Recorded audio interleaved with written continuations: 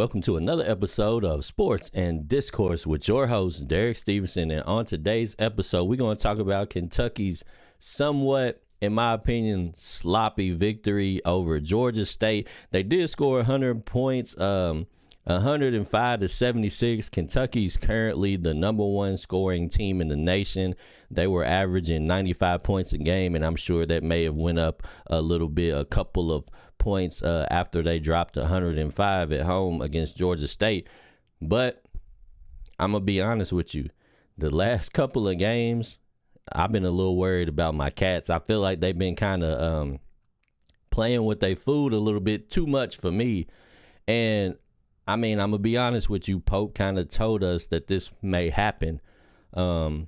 He said, there's going to be some games where we just not going to shoot the ball that great.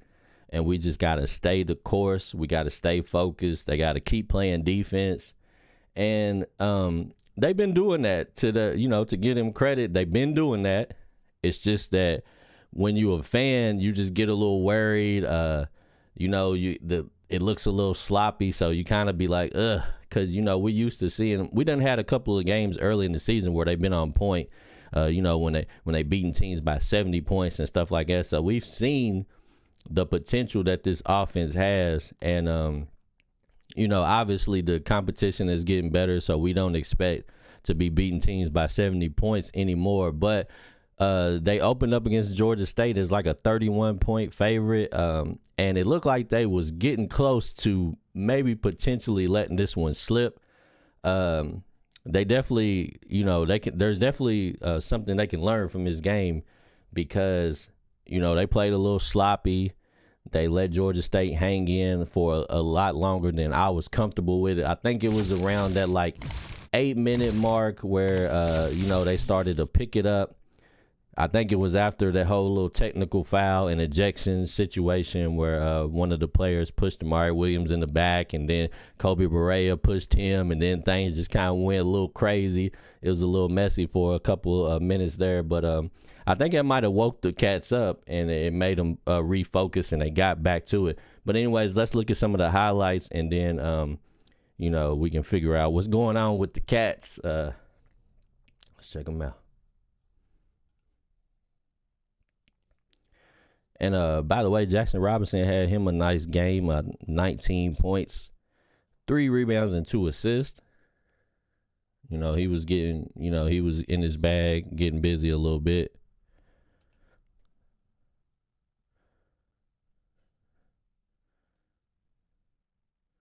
Carr right there doing work around the bucket as usual.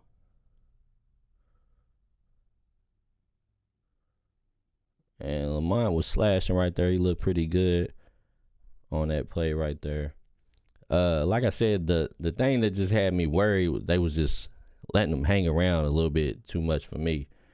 But like I said, I think they woke up when they kind of got, Georgia State kind of, bullied them a little bit right there. And I think it woke the Cats up and they started handling business. Almanar, he played really good off the bench. He gave us 12 points and 4 rebounds. Solid shooting, 4 for 5 from the field. Creaser with the little floater. I think I found out at the end of the game that Creaser was trying to score. I think he's very close to 1,000 points. I think he might be at 997. So they was just trying to get him to that 1,000-point mark. Because at the end of the game, I was kind of watching. I was like, what's Creaser doing, man? He just was jacking him up. And it looked kind of wild, but, I found out that everybody knew what was going on, and he was trying to hit his mark, which that was kind of cool when you think about it. But at the time, I didn't know what was going on. I was like, man, what's up with our boy? Lamont slash into the basket, and that's one of the things that I had been a little worried about is Kentucky's ability to penetrate and break people down off the dribble, but Lamont was handling his business right there. We're going to need him to do a little bit more of that in the SEC. Carr down there playing tough, though. 10 points, 8 rebounds, solid game, almost a double-double, but very solid right there. Otagatron had a solid game as usual, 12 points, 5 for 8 from the field. And there's Creasa for 3. Creasa had 9 points. He wasn't really hitting the 3, but a lot of those, like I said, was at the end when he was trying to hit his 1,000th point. But yeah, I was a little worried. The last couple of games, they done kind of scared me a little bit.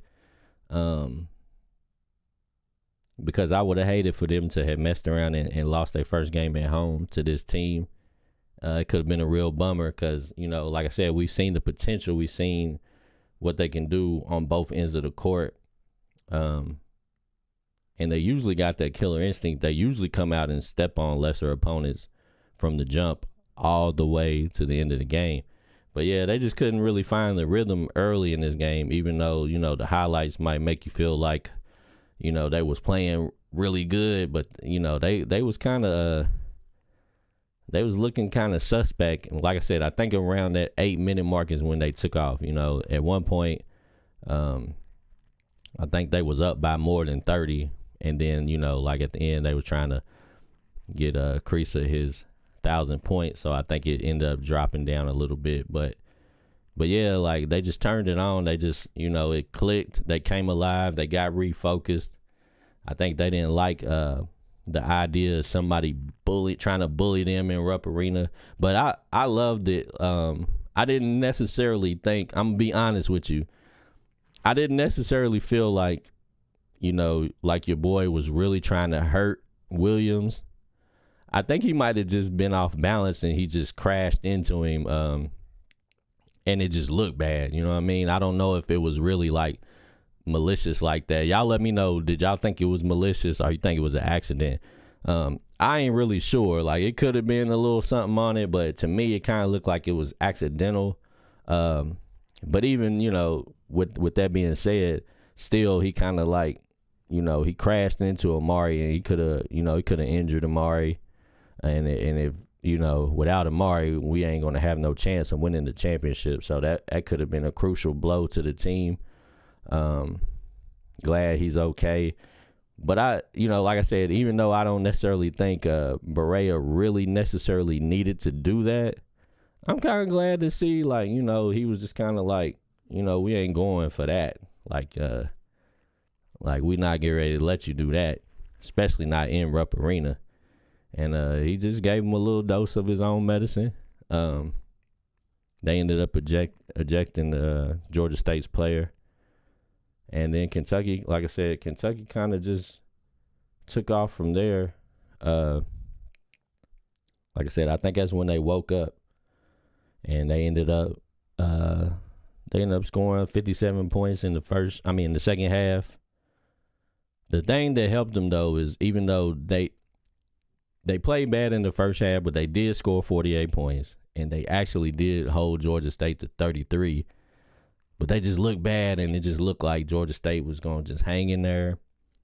And it just looked like it was getting ready to get ugly. It was getting ready to get, a little tricky at the end. And then they just kind of blew the game open. So I was impressed with their ability to stay in the game, even though, they was kind of shooting the ball a little funny. Let me see what they ended up, what they ended up shooting from the field. 3-point percentage, they shot 27%. So garbage. They did end up shooting 60% from the field overall as a team, and they shot 82% from the free throw. So they handled their business inside of the arc. But yeah, they 27% from 3. That's a little ugly. So that's what was really making, the game a little closer than it needed to be. Because it looked like they was playing some solid D. They had 32 rebounds, 10 steals.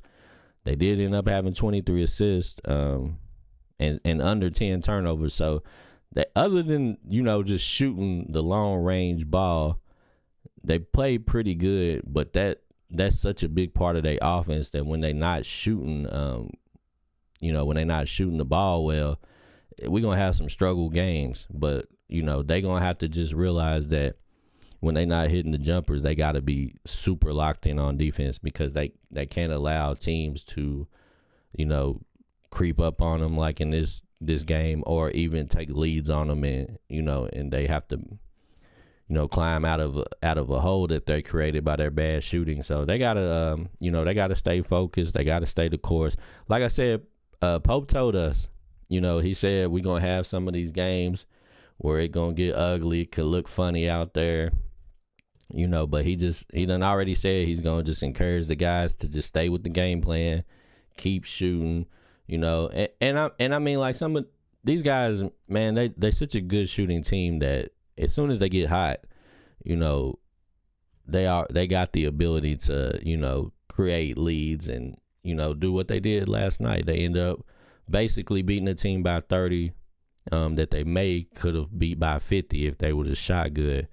But I'll take a 30-point dub in a bad game. I just want them to tighten up a little bit, because we about to start getting into some stiff competition, and I just hopefully we can minimize the amount of times where we have these type of shooting games, and try to make sure we taking good shots as usual, make sure we giving ourselves the best chance. And like I said, we got to stay focused on defense, because that's the couple of games that we've had ugly offensive performances, even though, like I said, if you look at the highlights, if you look at the final score, you're going to think, we just did what we were supposed to do. But if you watched it in real time, you would see we were struggling. So we got, like I said, we just got a lot back in and get going again. But anyways, overall, man, we still undefeated. We still handling business. So what more can you ask for at this point, except for us to just keep improving and stay the course?